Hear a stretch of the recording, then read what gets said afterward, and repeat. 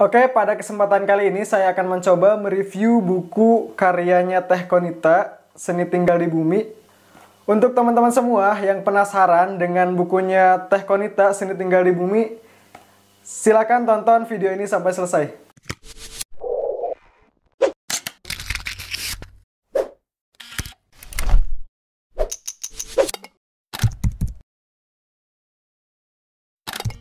Oke, bismillahirrahmanirrahim. Assalamualaikum warahmatullahi wabarakatuh.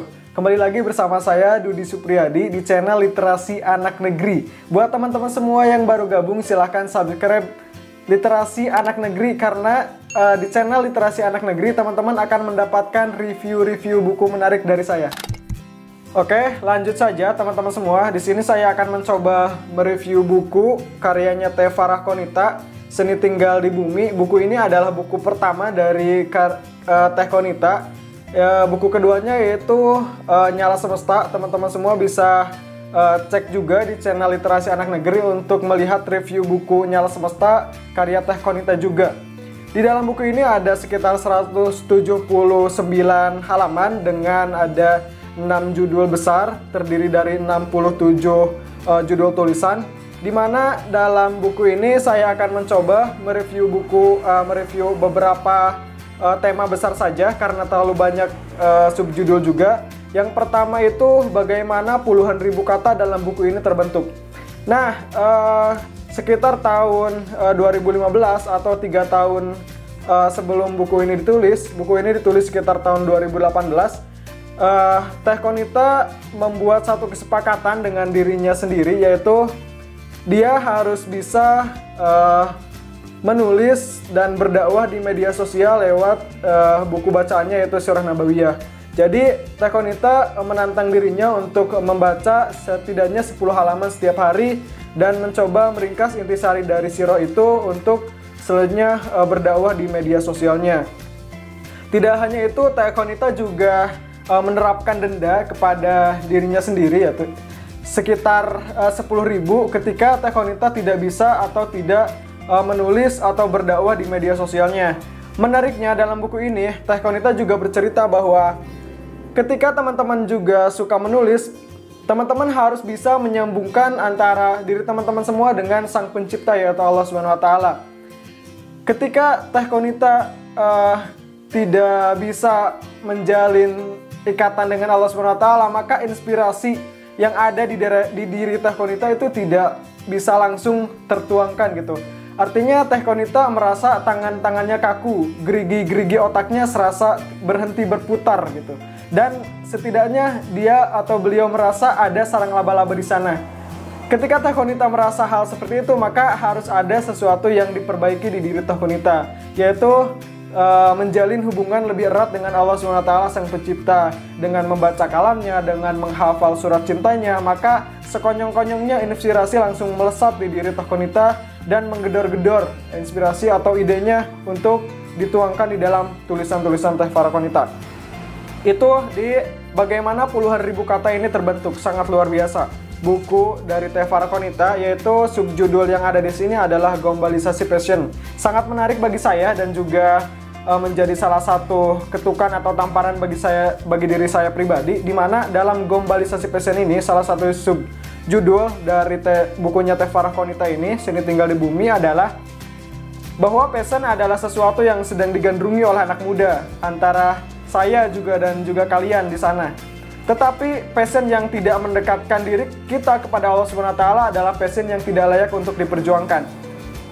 Passion ini menjadi bahaya ketika teman-teman semua dan saya menjadikan passion itu jauh dari Sang Pencipta. Untuk selanjutnya, kita mungkin perlu suri toladan kita dalam memilih passion.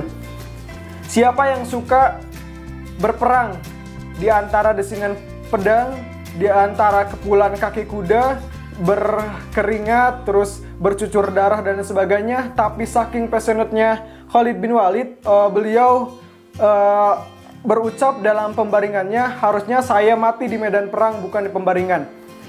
Selanjutnya, siapa yang suka miskin, tidak bisa memenuhi sandang, pangan, dan papan, tapi begitu passionate-nya Abu Bakar As-Siddiq dalam beramal, beliau berkata, saya serahkan Allah dan Rasulnya untuk keluarga saya di rumah. Selanjutnya, siapa yang suka dalam tekanan, dilempari kotoran, diludahi, diperangi, bahkan kayaknya semua tekanan hidup ada pada dirinya. Tetapi begitu passionate-nya Rasulullah SAW dalam berdakwah, beliau dalam akhir hayatnya menyebutkan ummati, ummati, ummati, termasuk kita semua yang belum pernah bertemu dengan beliau. Itulah beberapa kisah dalam pengambilan atau suri tauladan kita dalam memilih passionate atau passion untuk mendekatkan diri kita kepada Allah Subhanahu wa taala. Oke, untuk selanjutnya saya akan mencoba membedah kembali atau mereview salah satu subjudul dari karyanya Teh Qonita, yaitu Seni Tinggal di Bumi dengan judul Laki Banget. Buat teman-teman semua di sana, buat para lelaki khususnya, menjadi sosok yang lelaki banget adalah sebuah prestasi dengan otot kawat tulang besinya dan lain sebagainya. Itu menjadi salah satu kebanggaan tersendiri. Tapi ada salah satu tauladan kita yang patut kita segani dari mulai sekarang dan menjadikan beliau salah satu tauladan kita adalah sosok ini, sosok yang sangat luar biasa. Ribuan tahun lalu beliau disegani di antara benua dan juga menjadi salah satu pembicaraan di singgasana-singgasana raja, di barak-barak raja, dan juga menjadi salah satu pembicaraan yang dahsyat di beberapa pinggiran kota, rakyat jelata dan lain sebagainya.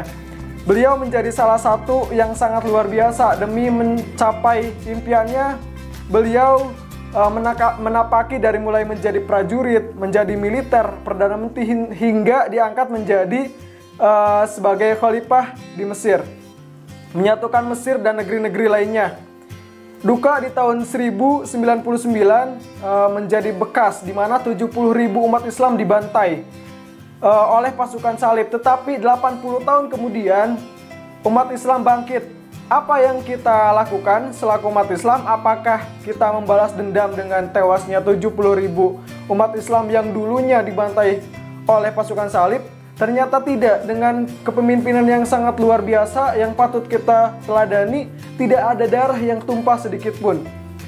Terus kita juga merasa bahwa dalam buku ini diceritakan ketika salah satu keinginan dari sosok yang luar biasa yang kita bicarakan ini membantai atau menghabisi salah satu pimpinan dari kaum kafir tersebut, dan hal itu terjadi ketika penaklukan atau kita 80 tahun bisa menaklukkan pasukan salib. Ternyata pimpinan tersebut tidak dihabisi.